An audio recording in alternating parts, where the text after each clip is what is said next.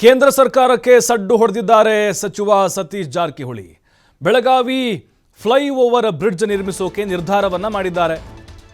ಕೇಂದ್ರ ಸರ್ಕಾರದ ನೆರವನ್ನ ಪಡೆಯದೆ ನಿರ್ಮಾಣಕ್ಕೆ ಪ್ಲಾನ್ ಮಾಡಿದ್ದಾರೆ. ಈಗ ನಮ್ಮದೇ ಇಲಾಖೆಯಿಂದ 300 ಕೋಟಿ ವೆಚ್ಚದಲ್ಲಿ ನಿರ್ಮಿಸೋಕೆ ಸಿದ್ಧತೆಯನ್ನು ಮಾಡಿಕೊಂಡಿದ್ದಾರೆ. ಅಂದರೆ ತಮ್ಮ ಇಲಾಖೆಯಿಂದ, ಅಂದರೆ PWD ಇಲಾಖೆಯಿಂದ ಈ ಹಿಂದೆ ಕೇಂದ್ರ ಮತ್ತು ರಾಜ್ಯ ಸರ್ಕಾರದಿಂದ ನಿರ್ಮಿಸೋಕೆ ಯೋಜನೆಯನ್ನು ರೂಪಿಸಲಾಗಿತ್ತು. ಅಂದರೆ ಕೇಂದ್ರ ಸರ್ಕಾರದ ಪಾಲು ಮತ್ತು ರಾಜ್ಯ ಸರ್ಕಾರದ ಕೂಡ ಪಾಲಿರುತ್ತೆ ಅಂತೇಳಿ. ಆದರೆ ಈಗ ಕೇಂದ್ರ ಸರ್ಕಾರದ ಸಹಾಯ ಬೇಡವೇ ಬೇಡ, ನಮಗೆ ಎಲ್ಲ ನಾವೇ ಹಾಕ್ತೀವಿ ಅಂತೇಳಿ ಬೆಳಗಾವಿಯಲ್ಲೇ ಯೋಜನೆ ಘೋಷಿಸಿದ್ರು ಕೇಂದ್ರ ಸಚಿವ ನಿತಿನ್ ಗಡ್ಕರಿ.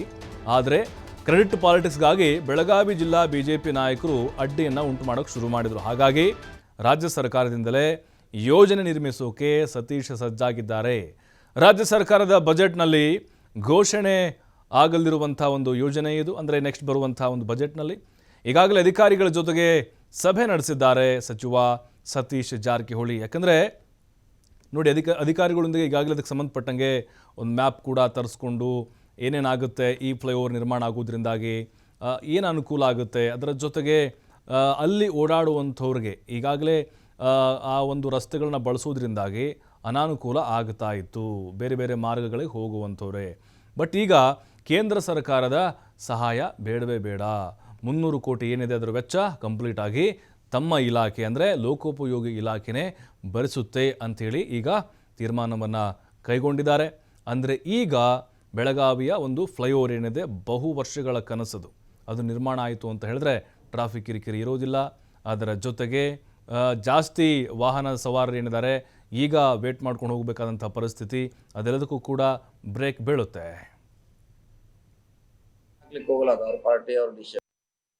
ಓವರ್ ಬ್ರಿಡ್ಜ್ ಮಂತ್ರಿಗಳು ಕೊಡ್ತಂತ ನಿಮ್ ಮುಂದೆ ಪ್ರಾಮಿಸ್ ಮಾಡಿದ್ರು. ಅದಕ್ಕೆ ನಮ್ಮ ಸ್ಥಳೀಯ ನಾಯಕರ ವಿರೋಧದಿಂದ ಅದು ನಿಂತಿದೆ. ಸಪೋಸ್ ಅವ್ರು ಕೊಡದೆ ಹೋದ್ರೆ ನಮ್ಮ ಸ್ಟೇಟ್ ಫಂಡ್ ನಿಂದ ನಾವು ಮಾಡ್ಲಿಕ್ಕೆ ಡಿಸೈಡ್ ಮಾಡಿದ್ವಿ. ಸಪೋಸ್ ಅವ್ರು ಕೊಡದೆ ಹೋದ್ರೆ ಸೊ ಅದಕ್ಕೆ ನಾವು ವೇಟ್ ಮಾಡೋದಲ್ಲ, 3 ಹಂತದಲ್ಲಿ ಮಾಡ್ಬೇಕಂತ ಪ್ಲಾನ್ ಇದೆ. 300 crore ಅದು ಟೋಟಲ್ ಲೆಂತ್ ಪ್ಲಾನ್. ಪ್ರತಿ ವರ್ಷ 100 ಕೋಟಿ. ಈ ಬರೋ ಬಜೆಟ್ನಲ್ಲಿ 100, ಪ್ರತಿ ಬಜೆಟ್ನಲ್ಲಿ 3 ವರ್ಷದಲ್ಲಿ ಮಾಡ್ಲಿಕ್ಕೆ ಪ್ಲಾನ್ ಮಾಡಿದ್ರೆ ಬಹುಶಃ ಎಲ್ಲ ಪ್ರಬಲ ನಾಯಕರು ಹೋಗಿ ಅದು ಕೊಡಬೇಡ ಅಂತ ಹೇಳಿದ್ದಾರೆ. ಹಿಂಗಾಗಿ ಬಿಜೆಪಿ ಅವರು ಹೇಳಿದ್ದಾರೆ. ಹಿಂಗಾಗಿ ಅದು ಕೊಡದೆ ಆದ್ರೆ ನಾವು ನಮ್ಮ ಸ್ಟೇಟ್ ಫಂಡ್ ನಲ್ಲಿ ಮಾಡ್ತೀವಿ. ಅವರೇ ಮಾಡಿದ್ರು. ಈಗ ನಾವು ರಿಕ್ವೆಸ್ಟ್ ಸುಮಾರು ಸರಿ ರಿಕ್ವೆಸ್ಟ್ ಮಾಡಿದೀವಿ, ಅದು ಕೂಡ ಅವರು ಸಮಸ್ಯೆ ಇದ್ದಂಗೆ ಕಾಣ್ತಿದೆ. ನಮ್ ಭೇಟಿ ಆದ್ರೆ ನಿಮ್ ಮುಂದೆ ಹೇಳಿದಾರಲ್ಲ, ನಮ್ ಭೇಟಿಯಾಗ ಪ್ರಶ್ನೆ ಇಲ್ಲ. ಇಲ್ಲಿ ಗ್ರೌಂಡ್ ನಲ್ಲಿ ಇದೆ, ಗ್ರೌಂಡ್ ಇಲ್ಲ ಇಲ್ಲೇ ಹೇಳಿದ್ದಾರೆ. ನಾವು ಕೂಡ ಅವ್ರಿಗೆ ಜಾಸ್ತಿ ಒತ್ತಡ ಹಾಕ್ಲಿಕ್ಕೆ ಹೋಗಲ್ಲ. ಅದು ಅವ್ರ ಪಾರ್ಟಿ ಅವ್ರ ಡಿಸಿಷನ್.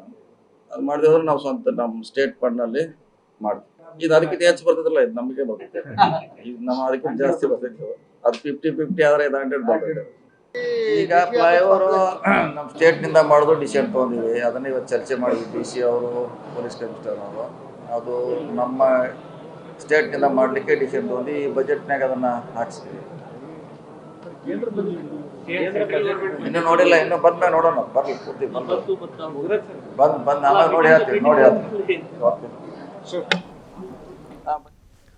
ಮತ್ತಷ್ಟು ಮಾಹಿತಿ ಶ್ರೀಧರ್ ನೀಡ್ತಾರೆ. ಶ್ರೀಧರ್, ಈಗ ಫ್ಲೈಓವರ್ ನಿರ್ಮಾಣಕ್ಕೆ ಕೇಂದ್ರ ಸರ್ಕಾರದ ಯಾವುದೇ ಒಂದು ಸಹಾಯ ಬೇಡ ಅನ್ನುವಂಥ ತೀರ್ಮಾನಕ್ಕೆ ಸತೀಶ್ ಜಾರಕಿಹೊಳಿ ಬಂದಿದ್ದಾರೆ. ಅಂದರೆ ಇಲ್ಲಿ BJPಗರು ಮತ್ತೆ ಮುಂದಿನ ದಿನಗಳಲ್ಲಿ ಇದನ್ನೇ ಇಟ್ಕೊಂಡು ರಾಜಕಾರಣ ಮಾಡ್ತಿರುವಂಥ ಕಾರಣಕ್ಕೋಸ್ಕರನ ಅಥವಾ ವಿಳಂಬ ಆಗುತ್ತೆ ಅನ್ನುವಂಥ ಒಂದು ವಿಚಾರಕ್ಕೋಸ್ಕರ ಈ ನಿರ್ಧಾರಕ್ಕೆ ಬಂದಿದ್ದಾರೆ, ಹೇಗೆ? ಪ್ರಭು, ಈಗ ಬೆಳಗಾವಿಯಲ್ಲಿ ಕಾಂಗ್ರೆಸ್ ಮತ್ತು BJP ಮಧ್ಯೆ ಒಂದು ಜಟಾಪಟಿ ಮುಂದುವರೆದಿದೆ ಅಂತ ಹೇಳ್ಬೋದು. ಜಿಲ್ಲಾ ಉಸ್ತುವಾರಿ ಸಚಿವ ಸತೀಶ್ ಜಾರಕಿಹೊಳಿ ಲೋಕೋಪಯೋಗಿ ಇಲಾಖೆ ಸಚಿವರಾಗಿದ್ದಾರೆ. ಹಾಗಾಗಿ ಬೆಳಗಾವಿಯಲ್ಲಿ ಫ್ಲೈಓವರ್ ನಿರ್ಮಾಣ ಮಾಡಬೇಕು ಅನ್ನೋ ಬೇಡಿಕೆ ಕಳೆದ 10 ವರ್ಷದಿಂದ.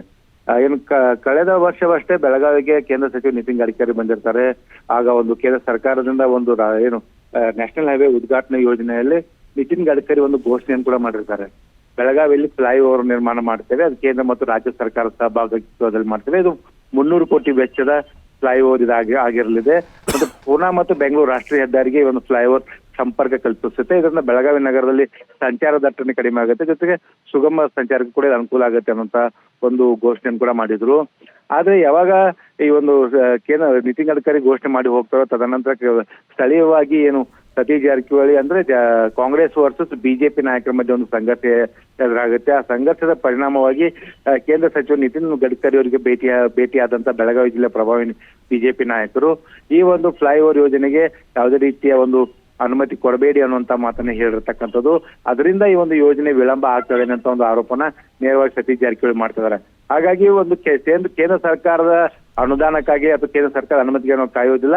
ನಾನೇ ಲೋಕೋಪಯೋಗಿ ಇಲಾಖೆ ಸಚಿವ ಆಗಿರ್ತಕ್ಕಂಥ ಹಿನ್ನೆಲೆಯಲ್ಲಿ 300 ಕೋಟಿ ರೂಪಾಯಿ ವೆಚ್ಚದ ಈ ಒಂದು ಫ್ಲೈಓವರ್ ನಾವು ನಿರ್ಮಾಣ ಮಾಡ್ತೇವೆ. ಪ್ರತಿ ವರ್ಷ 100 ಕೋಟಿ ಅಂತೆ ಏನು ಅನುದಾನವನ್ನು ಬಿಡುಗಡೆ ಮಾಡಲಾಗುತ್ತೆ. ಇದೇ ಬಜೆಟ್ ನಲ್ಲಿ ಒಂದು ಫ್ಲೈಓವರ್ಗೆ ಸರ್ಕಾರ ಘೋಷಣೆ ಮಾಡಲಿದೆ. ಆ ನಿಟ್ಟಿನಲ್ಲಿ ಈಗಾಗಲೇ ಸತೀಶ್ ಜಾರಕಿಹೊಳಿ ಏನು ಜಿಲ್ಲಾಡಳಿತ ಆಗಿರ್ಬೋದು, ಏನು ಲೋಕೋಪಯೋಗಿ ಇಲಾಖೆ ಆಗಿರ್ಬೋದು, ಜೊತೆಗೆ ವಿವಿಧ ಇಲಾಖೆ ಪೊಲೀಸ್ ಇಲಾಖೆ ಆಗಿರ್ಬೋದು, ಎಲ್ಲಾ ಇಲಾಖೆ ಅಧಿಕಾರಿಗಳೊಂದಿಗೆ ಒಂದು ಉನ್ನತ ಮಟ್ಟದ ಸಭೆ ಕೂಡ ನಡೆಸಿರ್ತಕ್ಕಂಥದ್ದು. ಈಗ ಯೋಜನೆ ಸಿದ್ಧವಾಗಿ ಈಗಾಗಲೇ ಅದು ಯೋಜನೆ ಇದೆ, ಅದು ರಾಜ್ಯ ಸರ್ಕಾರ ಕೂಡ ಈಗ ರವಾನೆಯಾಗಿದೆ. ಸ್ವತಃ ಇದನ್ನ ಸತೀಶ್ ಜಾರಕಿಹೊಳಿ ಮುತುವರ್ಜಿ ವಹಿಸಿದ್ದಾರೆ. ಕೇಂದ್ರ ಸರ್ಕಾರದ ಅನುದಾನ ಬೇಡವೇ ಬೇಡ, ನಮ್ದೇ ಇಲಾಖೆಯಿಂದ 300 ಕೋಟಿ ರೂಪಾಯಿ ಅಂದ್ರೆ ರಾಜ್ಯ ಸರ್ಕಾರವೇ ಫ್ಲೈಓವರ್ ನಿರ್ಮಾಣ ಮಾಡುತ್ತೆ, ಇದರ ಸಂಪೂರ್ಣ ಕ್ರೆಡಿಟ್ ಏನಿದೆ ರಾಜ್ಯ ಸರ್ಕಾರಕ್ಕೆ ಹೋಗುತ್ತೆ ಅನ್ನೋ ಮಾತನ್ನ ಸತೀಶ್ ಜಾರಕಿಹೊಳಿ ಹೋಗುವಂತ ಪ್ರಯತ್ನ ಮಾಡಿರ್ತಕ್ಕಂಥದ್ದು. ಒಟ್ಟಿನಲ್ಲಿ ಬೆಳಗಾವಿಯಲ್ಲಿ ಕಾಂಗ್ರೆಸ್ ಮತ್ತು ಬಿಜೆಪಿ ಮಧ್ಯೆ ಏನು ರಾಜಕೀಯ ಸಂಘರ್ಷ ಇದೆ, ಆ ರಾಜಕೀಯ ಸಂಘರ್ಷ ಮುಂದುವರೆದಿದೆ ಅಂತ ಹೇಳ್ಬೋದು. ಯಾಕಂದ್ರೆ ಬಿಜೆಪಿಯಿಂದ ನೋಡೋದಾದ್ರೆ ಮಾಜಿ ಸಿಎಂ ಸಂಸದ ಅಂತ ಜಗದೀಶ್ ಶೆಟ್ಟರ್ ಬರ್ತಾರೆ, ರಾಜ್ಯಸಭಾ ಸದಸ್ಯರಾದಂತ ಈರಣ್ಣ ಕಡಾಡಿ ಬರ್ತಾರೆ, ಸ್ಥಳೀಯ ಏನು ಪ್ರಮುಖವಾಗಿ ಅಭಯ್ ಪಾಟೀಲ್ ಸೇರಿದಂತೆ ರಮೇಶ್ ಜಾರಕಿಹೊಳಿ ಸೇರಿದಂತೆ ಅನೇಕ ಬಿಜೆಪಿ ನಾಯಕರು ಬಂದ್ರು ಕೂಡ ಕಾಂಗ್ರೆಸ್ ಮತ್ತು ಬಿಜೆಪಿಯಲ್ಲಿ ಜಾರಕಿಹೊಳಿ ಕುಟುಂಬವನ್ನು ವಿರೋಧಿಸುವಂತ ಒಂದು ನಾಯಕರ ಬಣ್ಣ ಬೆಳಗಾವಿಯಲ್ಲಿ ಇರ್ತಕ್ಕಂಥದ್ದು.